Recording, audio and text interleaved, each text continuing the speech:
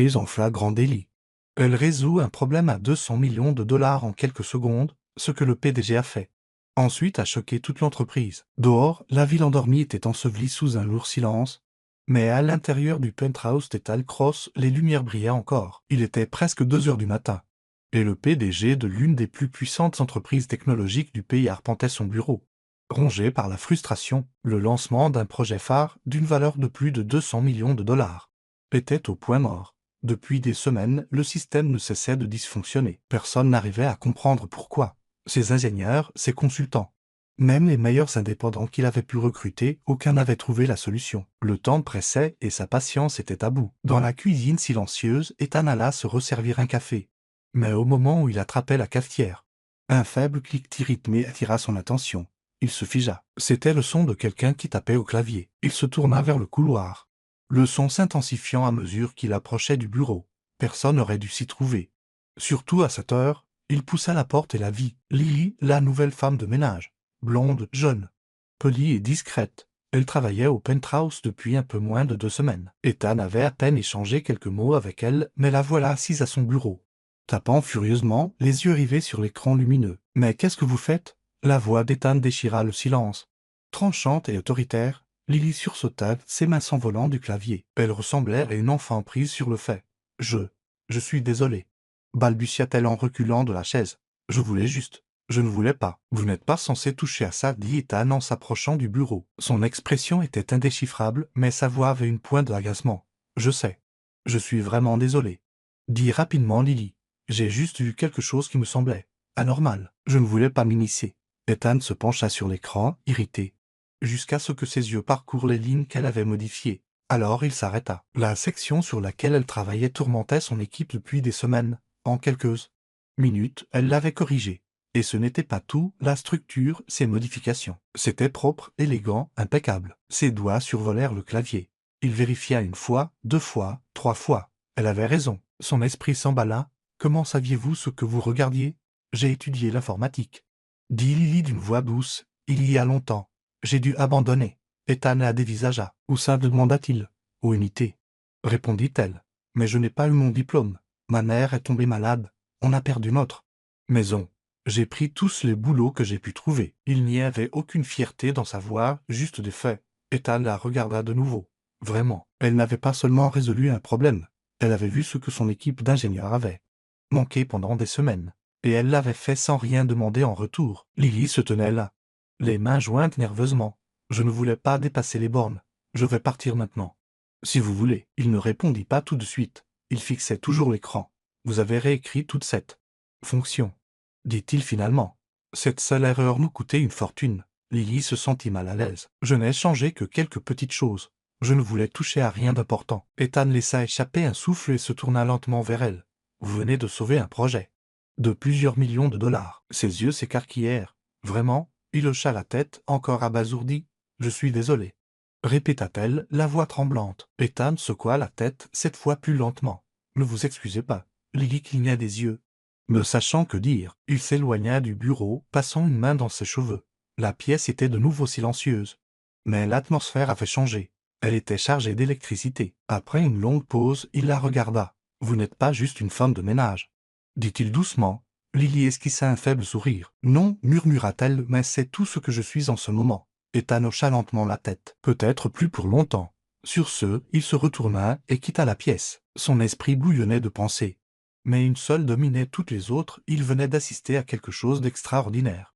Et il n'avait aucune intention de laisser passer ça. Le puzzle Lily Brooks, Ethan Cross avait bâti sa carrière en sachant lire les gens. Il pouvait déceler l'arrogance déguisée en confiance, la médiocrité cachée derrière des diplômes clinquants et l'ambition nourrie uniquement par l'ego. Mais Lily Brooks était une énigme qui refusait de se laisser résoudre au premier coup d'œil. Le lendemain matin, alors que la ville en contrebas bourdonnait de costumes, cravates et de stress, Ethan était assis dans son bureau, le rapport de son assistante en main. Il n'y avait pas grand-chose à trouver.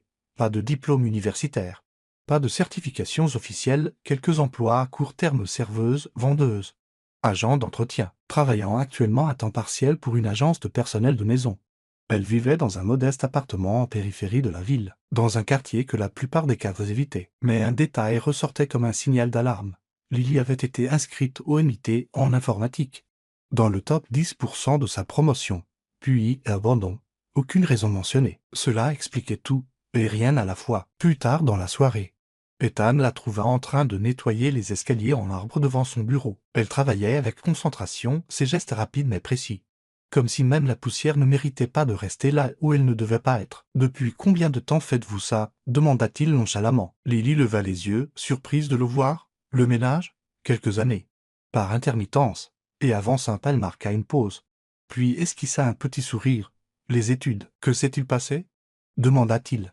Elle hésita. « La vie. Mon père a fait de mauvais investissements.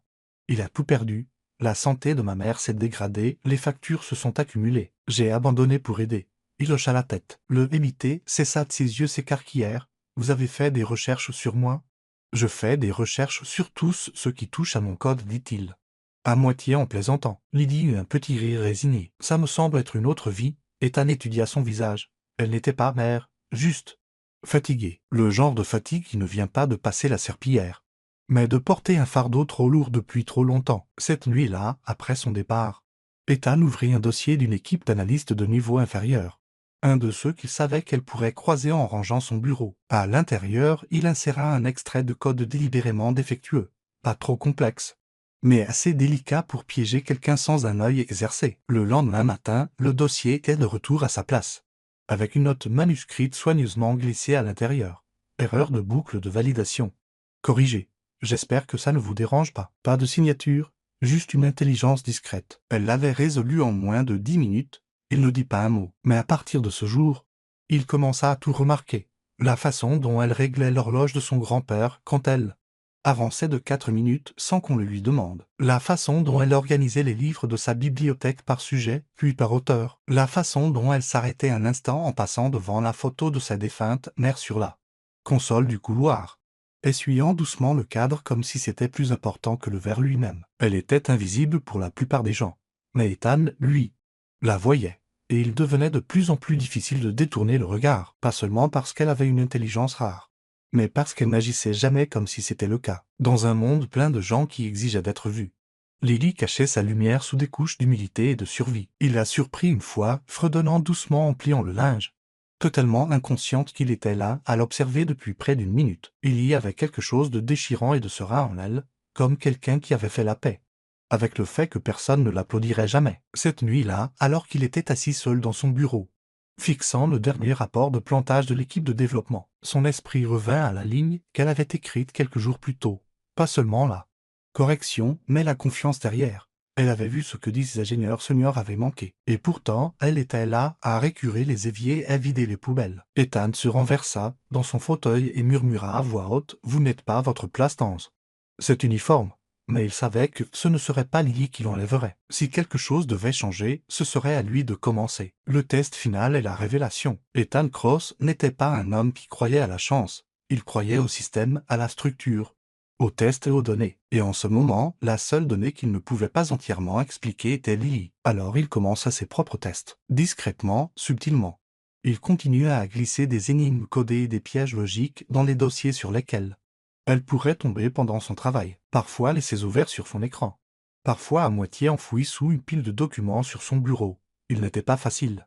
Chacun devenait plus complexe que le précédent, et à chaque fois, sans faute, elle les résolvait. Chaque correction était accompagnée de la même humble note au crayon dans la marge « Je ne sais pas si ça aide, mais peut-être » ou « Désolé si c'est faux, juste une idée ». Elle ne signait jamais, ne revendiquait jamais le mérite, ne posait jamais de questions. Elle aidait, tout simplement. Ethan arrêta d'essayer de se convaincre que c'était une coïncidence. Il commença à rester plus souvent à la maison, prétextant des réunions à distance ou des rapports tardifs. Mais en vérité, c'était parce qu'il avait commencé à attendre avec impatience le léger coup frappé à la porte de son bureau. La façon discrète dont elle remplissait son café sans qu'on le lui demande ou le sourire rapide, presque désolé, qu'elle lui adressait avant de disparaître dans le couloir. Parfois, il inventait de petites raisons d'interagir avec elle. « Mon imprimante est encore bloquée. Pourriez-vous m'apporter un autre cahier? Ceux avec des petits carreaux ?»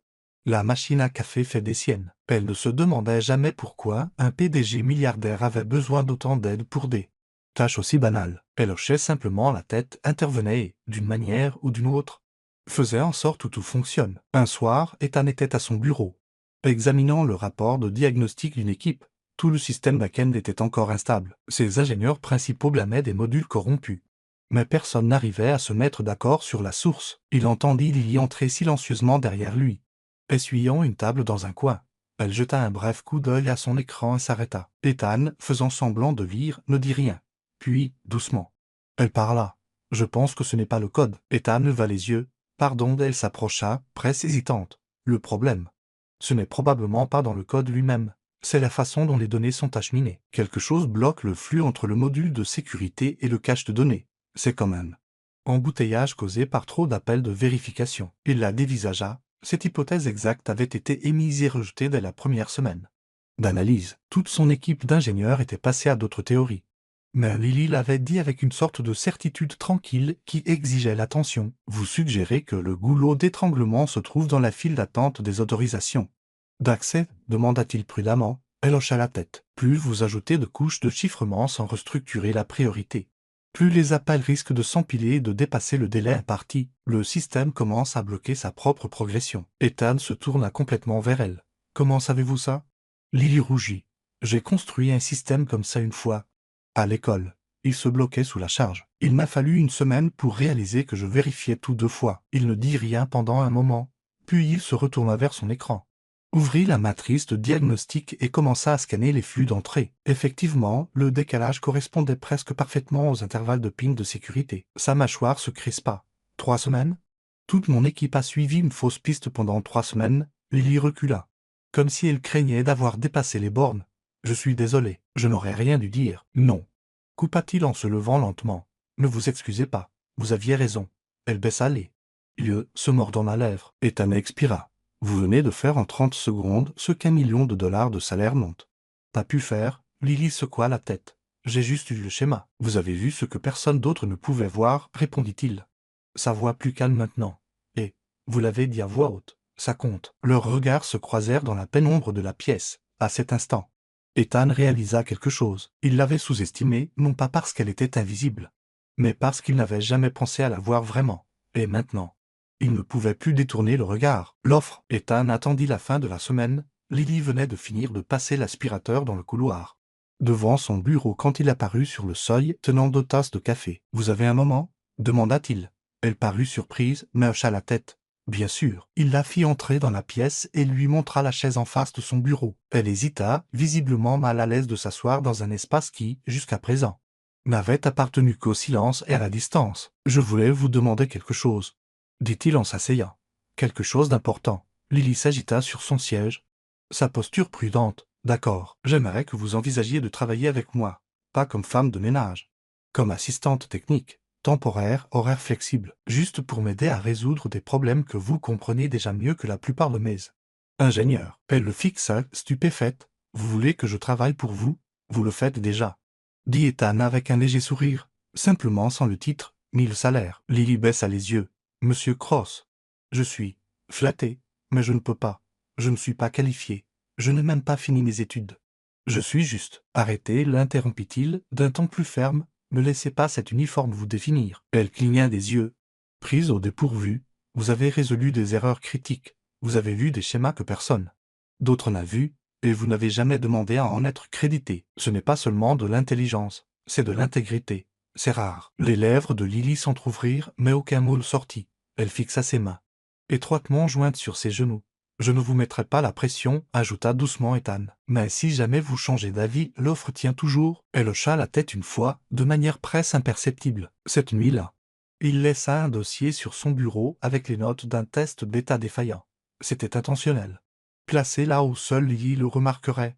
Le matin, le test était corrigé. Une nouvelle fonction était griffonnée au crayon sur le bord de la page. Ethan ne dit rien et elle non plus. C'était devenu une routine tacite. La nuit, Lily corrigeait silencieusement ce que personne d'autre ne pouvait corriger. Le matin, Ethan rapportait les progrès à l'équipe de direction, protégeant son nom, sa présence.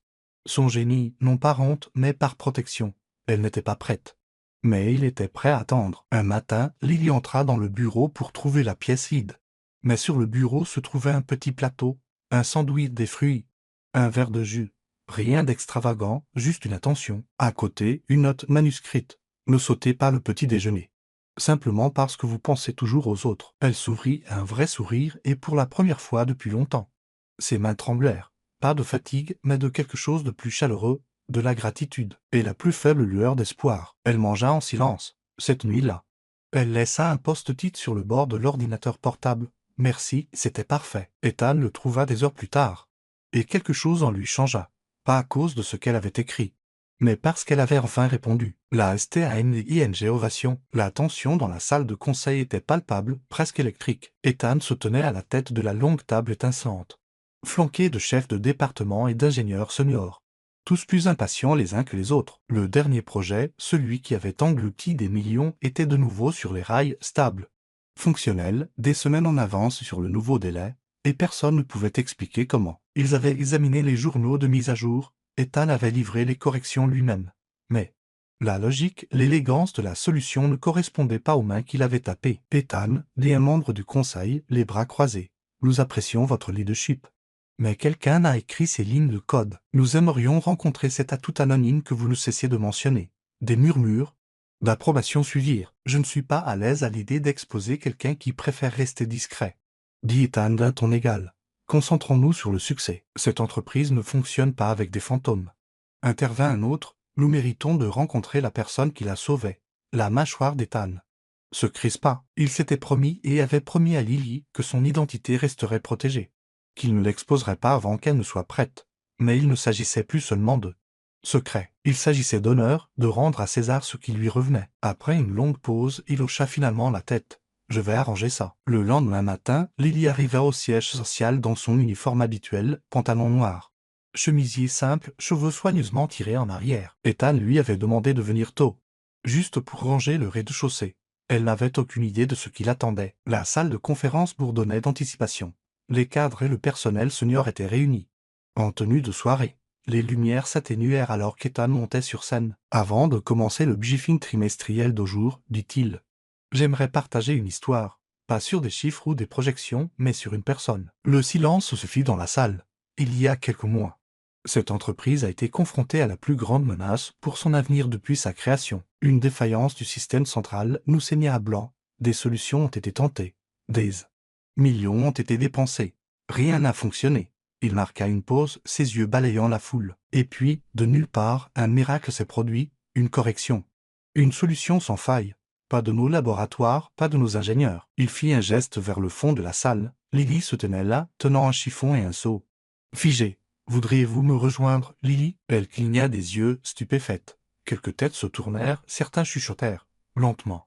Avec hésitation, elle se dirigea vers la scène. Ethan lui tendit la main pour l'aider à monter. Voici, dit-il, Lily Brooks, elle a été engagée pour balayer nos sols. Au lieu de cela, elle a réécrit le code même qui a sauvé notre entreprise. Silence de mort, puis un applaudissement, puis un autre, et soudain, la salle éclata en applaudissements, une standing ovation. Lily se tenait à côté d'Ethan, visiblement dépassée. Je ne voulais pas. J'étais juste. Commença-t-elle. La voix tremblante, Ethan lui tendit doucement un micro. Vous n'avez pas besoin de vous expliquer. Laissez-les simplement vous voir. Elle secoua la tête, les yeux brillants. Je n'aurais jamais pensé me retrouver un jour dans une pièce comme celle-ci. Ethan sourit doucement. C'est parce que vous n'auriez jamais dû la quitter. Elle le regarda. La gratitude et la crédulité inondent dans son expression. Les applaudissements continuaient. À cet instant, quelque chose changea. Pas seulement pour Lily, mais pour tous ceux qui regardaient. Les lignes entre la hiérarchie et l'humanité s'estompèrent. Une jeune femme qui nettoyait autrefois leurs fenêtres était devenue la raison pour laquelle ils avaient encore un emploi.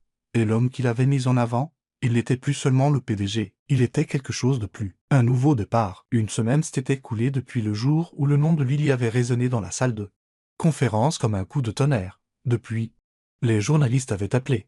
Les offres avaient afflué. Universités, entreprises, même des investisseurs en capital risque l'avaient contacté. Tout le monde voulait un morceau de la génie qui avait sauvé de l'effondrement un projet à 200 millions de dollars. Mais Lily restait humble, poursuivant ses routines tranquilles, restant autant que possible à l'écart des projecteurs, jusqu'à ce qu'Ethan la convoque dans son bureau. Le premier à appeler, dit-il en faisant glisser une lettre sur le bureau. Il propose de réintégrer votre bourse. Lily fixa l'enveloppe, immobile, et vous donneront même des crédits pour vos cours précédents.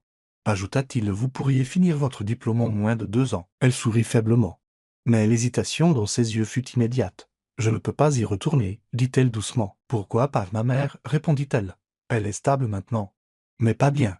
Si je quitte la ville, il n'y a personne pour s'occuper d'elle. Je ne la laisserai pas à nouveau. » Ethan l'étudia, puis hocha la tête. « D'accord. » Elle le regarda, surprise. « D'accord. Je comprends, dit-il simplement. Mais sachez que lorsque vous serez prête, la porte sera ouverte. » Elle quitta le bureau avec la lettre en main, ne sachant si elle devait se sentir reconnaissante ou déçue. Surtout, elle se sentait tiraillée entre un rêve qu'elle avait longtemps enterré et une responsabilité qu'elle n'avait jamais regretté de porter. 2 semaines plus tard, Lily reçut un appel du centre de soins. « Le nouveau spécialiste de votre mère commence cet après-midi, dit l'infirmière. De plus, une infirmière privée lui a été assignée. Entièrement prise en charge, Lily se figea. « Quoi, je n'ai pas arrangé ça. »« C'est déjà approuvé, répondit l'infirmière. Parrainage anonyme. » Cette nuit-là, Lily était assise au chevet de sa mère, la regardant dormir paisiblement. Le stress qui avait autrefois plissé le front de sa mère s'était estompé, remplacé par une sérénité que Lily n'avait pas vue depuis des années. Elle savait, il n'y avait qu'une seule personne qui aurait pu faire ça. Le lendemain, elle fit irruption dans le bureau d'Ethan sans frapper. Il leva les yeux, surpris par l'urgence dans son regard. « Vous avez payé pour le traitement de ma mère, dit-elle. Il ne le nia pas. Elle mérite les meilleurs soins. » La voix de Lily se brisa. « Vous auriez dû me le dire. » Ethan se leva, contournant le bureau. « L'auriez-vous accepté si je l'avais fait ?» Elle déglutit avec difficulté, ses mains tremblant. « Pourquoi ? Pourquoi faites-vous ça ? » « Parce que vous méritez une vie, Lily. Une vraie, dit-il, sa voix basse. Stable, pas seulement survivre, pas seulement vous cacher. Et parce que... » Il hésita, puis fit un pas de plus. « Je veux vous voir briller. » Des larmes montèrent à ses yeux. Elle avait passé si longtemps à être invisible, si longtemps à faire ses preuves discrètement, sans que personne ne le remarque, sans que personne ne s'en soucie. Et maintenant, voici un homme qui la voyait, complètement. Plus tard dans la nuit, Lily rentra chez elle et trouva une petite boîte qui l'attendait sur son bureau. À l'intérieur se trouvait un ordinateur portable neuf et élégant, fin, léger, à la pointe de la technologie. Sur le clavier reposait une note pliée, manuscrite d'une écriture soignée. « C'est le premier clavier à avoir jamais sauvé 200 millions de dollars. J'ai pensé qu'il vous appartenait. » Elle sourit, des larmes coulant silencieusement sur ses joues, pas seulement à cause du cadeau, mais à cause de ce qu'il signifiait. Elle était enfin libre de choisir son avenir, et pour la première fois, elle croyait vraiment en avoir un. Le sommet. Lily traversait les couloirs étincelants du département R&D comme une ombre au soleil. Calme, concentrée et profondément présente. Elle ne portait jamais de talons chers, n'élevait jamais la voix, ne cherchait jamais le crédit. Pourtant, chaque pièce où elle entrait semblait maintenant la remarquer, même si la reconnaissance se manifestait par des hochements de tête respectueux ou des chaises qui s'écartait discrètement pour lui faire une place à la table. Elle avait officiellement rejoint l'entreprise en tant que consultante technique. Mais aucune plaque ou titre ne pouvait entièrement décrire sa présence. Elle portait quelque chose de plus puissant que des qualifications. La confiance, gagnée, non revendiquée. Ethan l'observait du coin de l'œil alors qu'elle se penchait sur l'écran d'un développeur junior, soulignant gentiment une faille logique sans gêne ni supériorité. La jeune femme sourit avec gratitude, hochant la tête avec empressement. « Elle est à sa place ici, » pensa-t-il, et le monde commençait enfin à le voir. Un matin, Ethan s'approcha de son bureau avec un programme imprimé à la main. « Vous présentez avec moi à la semaine prochaine au sommet de l'innovation technologique de la côte ouest, dit-il. » Lily leva les yeux, surprise. « Attendez, quoi ? Vous m'avez bien entendu, dit-il. » Un subtil sourire aux lèvres, ses yeux s'écarquillèrent. « Je n'ai jamais parlé à un événement de ce genre. »« Vous n'en avez jamais eu besoin, répondit-il. Mais maintenant, si. Vous parlerez à mes côtés. Pas derrière moi. » Lily fixa le programme. Son nom était inscrit juste en dessous du sien. Elle hésita. « Et si je dis quelque chose de travers ?» Ethan pencha la tête. « Alors nous le corrigerons ensemble. » Les jours précédant l'événement passèrent dans un tourbillon de sessions de préparation, de révision de diapositives et de tracts de dernière minute. Lily répéta chaque ligne, mais Ethan l'encouragea à parler d'instinct. « Pas selon un script, ils ont besoin d'entendre votre voix, pas la mienne, dit-il. Ils m'ont entendu parler des centaines de fois. » Le jour du sommet, Lily se tenait en coulisses dans une simple robe bleu marine et des chaussures plates noires. Ses cheveux étaient soigneusement attachés, ses mains tremblant légèrement autour de la clé USB dans sa poche. Autour d'elle bourdonnait une mer de costumes impeccables, de robes de cocktail, d'équipes de tournage et de bas brillants. Mais elle n'était pas là pour impressionner. Elle était là pour être entendue. Ethan monta le premier sur scène, accueilli par des applaudissements et un écran lumineux derrière lui. Il prononça un discours puissant sur l'innovation cachée, celle qui ne vient pas des salles bruyantes et des gens bruyants, mais de la résilience et du génie discret. Puis il se tourna sur le côté, sourit et tendit la main. « Et maintenant, dit-il, j'aimerais vous présenter quelqu'un dont vous ressentez déjà l'impact, mais dont vous n'avez pas encore entendu l'histoire. » Lily entra dans la lumière, au début. La salle se tut, elle ne ressemblait pas à une conférencière typique, pas de tailleur-pantalon. Pas de diapositive tape à l'œil, juste de la clarté. Elle se tint devant le micro, prit une profonde inspiration et commença. Sa voix était douce mais assurée, alors qu'elle guidait le public à travers l'architecture du système qu'elle avait aidé à réparer. Elle ne s'attarda pas uniquement sur le code, elle parla de schémas humains, de la façon dont les systèmes défaillants reflétaient souvent une communication défaillante. Elle expliqua comment elle abordait les problèmes non seulement comme des énigmes, mais comme des histoires. « Je crois qu'un bon logiciel ne devrait pas faire en sorte que les gens se sentent petits, dit-elle. On devrait sentir que quelqu'un est à l'écoute. » Les applaudissements furent d'abord lents, puis tonitruants, en coulisses, alors que les lumières s'éteignaient et que les gens se dirigeaient vers la session suivante.